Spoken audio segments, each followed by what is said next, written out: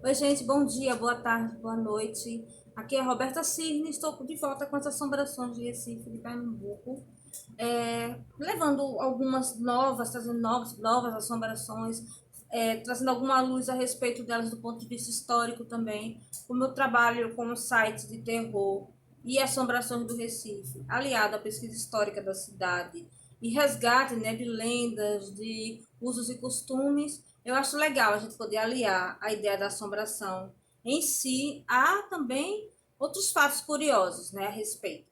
Então, hoje ainda estamos no livro Assombrações do Recife Velho, falando sobre algumas assombrações, né, e eu vou contar da aparição de algumas assombrações peculiares em outras obras de Gilberto Freire, né? Então, aqui nós temos o Assombrações do Recife Velho, e também nós temos hoje nós vamos estar abordando, né, o Guia Histórico Sentimental, Prática Histórica e Sentimental da cidade do Recife, né?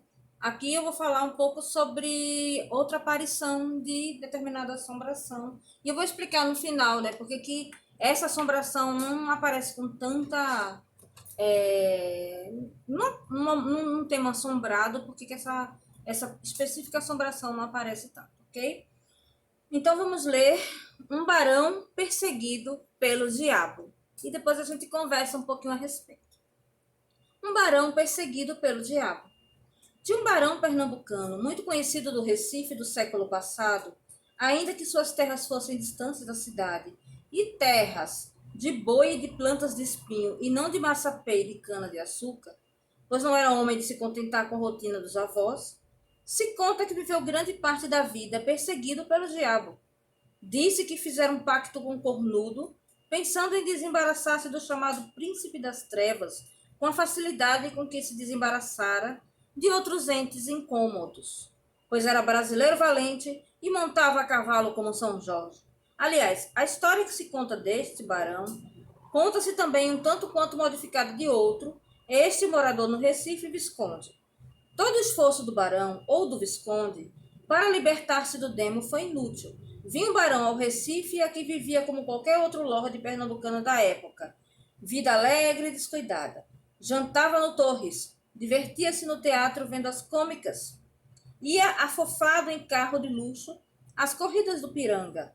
Mas de repente recebia um sinal misterioso, era do chifrudo, para ir encontrá-lo sozinho nas brenhas, tarde da noite. Noite sem lua. E como que refrescar a assinatura no trato que levianamente fizera com o príncipe negro? Simples barão tinha que obedecer ao príncipe. Era então visto a galope pelos ermos, montando um cavalo que ninguém sabia se era deste mundo, se doutro. Cavalo levado do diabo. E quando voltava do encontro com o maldito, durante horas, parecia o barão ia botar a alma pela boca, de tão mortalmente fatigado. A alma e o sangue, pois seu rosto era o de um cadáver e suas mãos também as de um defunto. Rosto pálido, mãos esverdeadas, olhos que pareciam ir saltar do rosto e cair no chão, horrorizados do que tinha visto, ou envergonhados do que tinham sido obrigados a ver. Os parentes e os amigos procuravam adoçar-lhe o terror, pois era homem respeitado e estimado pelos seus. Davam-lhe água benta para banhar os olhos terrivelmente secos. Uma mucama esfregava-lhe alecrim pelo corpo laço, corpo de branco que tivesse apanhado de estranho chicote, que não ferisse, mas doesse até a alma, dor seca e terrível, que tivesse apanhado mais que todos os negros de seu eito, e aos poucos o barão voltava a si para novamente ser chamado daí a meses à presença do seu terrível senhor. Entretanto, não era homem de quem dissesse: quem rouba pouco é ladrão, quem rouba muito é barão. Seu pacto com o diabo era um mistério. Ninguém explicava o caso, pois havia entre os lordes da época mais que o barão X amasse o dinheiro ou fosse doente pelo ouro, ganho ou aumentado de qualquer modo, mesmo com a ajuda do diabo.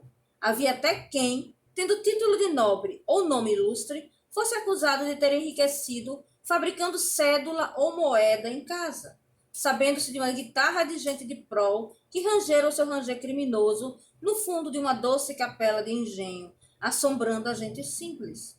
Aquilo era a alma fazendo mingau. O mingau que é crença entre a gente simples passarem as almas durante a noite pelos olhos dos meninos.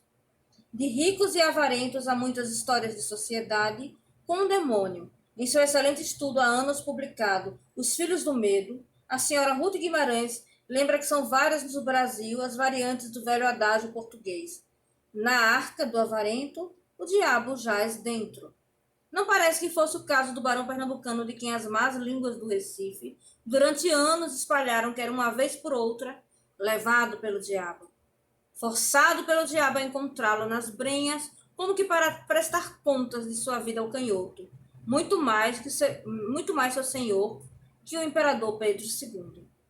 Do Visconde disse que quando morreu o diabo ficou não só com sua alma, como com seu corpo, porque para fingir enterrá-lo em Santa Amaro, a família tivera que encher o caixão de pedras. Bom, gente, é aquela questão da história, né? Quem conta um conto aumenta um ponto. Você vai aumentando a mentira, até que a mentira toma conta da verdade e a verdade desaparece. A gente não sabe realmente se esse barão tinha pacto com o diabo, se ele era doente, se ele poderia estar viciado em alguma coisa. Nessa época não havia nenhum registro, mas Recife sempre foi uma cidade que criava suas lendas em cima dessas coisas, né? E principalmente se você parar para ver, as assombrações de Recife não usam muito a presença do diabo em si. Então, são poucas as lendas que eu tive acesso que falavam do diabo, como a Igreja Católica conhece propriamente, como sendo a fonte da assombração.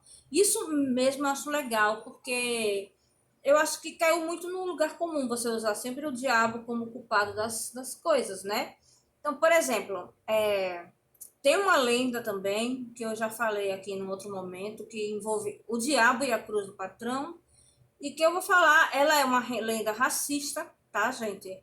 Porque ela fala sobre os cultos afro como se fossem algo pertencente ao demônio. E na época houve realmente esse preconceito a respeito da cultura afro, e eu acho isso terrível, porque a religião é uma coisa que deveria ser respeitada, deveria teoricamente ser e empiricamente ser respeitada por todos, e no entanto não era considerado uma coisa. O que não era católico era demoníaco, né? Digamos assim.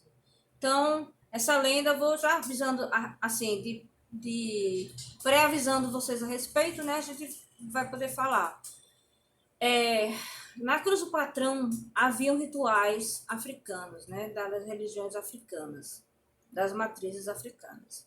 Então, as pessoas levavam objetos de Ogum, né? Objetos de metal para lá, e faziam vários rituais mesmo. Teve uma época que disseram que enterravam negros, mas isso não é verdade. Não houve enterro de negros, porque a Cruz do Patrão era muito próxima de fontes de água, muito próxima do rio Beberibe ali, e havia enchente na época. Então era impossível você enterrar um negro que ele ia aparecer banhando no rio.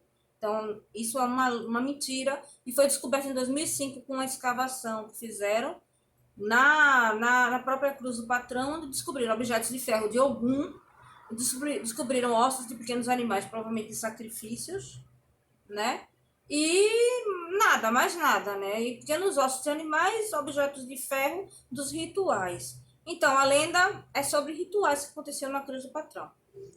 Diz a lenda que haviam rituais de catimbó, que é como ele chama, né? Que é como as pessoas chamam pejorativamente a manifestação religiosa, e que tinha uma negra lá, e na hora se apareceu um grupo de negros, né? E tinha uma negra bonita, né? Bem apanhada, digamos assim, com um rosto bonito, e apareceu o demônio do nada, né?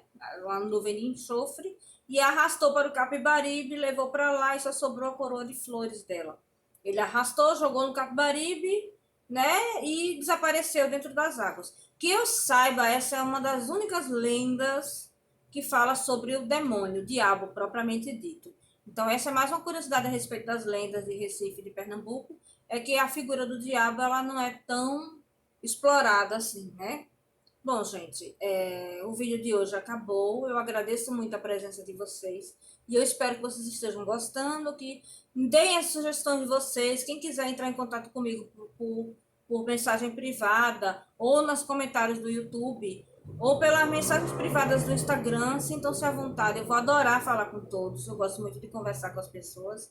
E aí também é mais uma coisa para a gente conversar, né? Se vocês têm alguma história, alguma lenda que queiram passar para mim, queiram que eu conte, eu posso contar aqui para vocês. Então, no mais, eu peço que todos vocês fiquem em casa, se protejam, fiquem bem e vamos passar por isso, por essa quarentena, todos unidos e ninguém solta a mão de ninguém, né? Um beijo e até a próxima.